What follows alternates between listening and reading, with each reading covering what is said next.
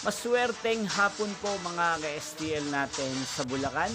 Narito na po ang mga numerong nanalo sa STL Bulacan ngayong hapong ito, May 22, 2026, 4 p.m. sa Yanro Result.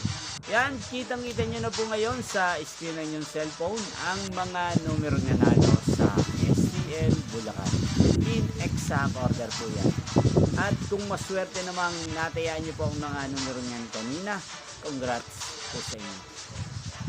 Ano nga bang magandang tayan ngayong araw na to sa STL Bulacan? Para po sa akin, bet ko pa rin ang number 23 at partner na lang po siya natin, number 31.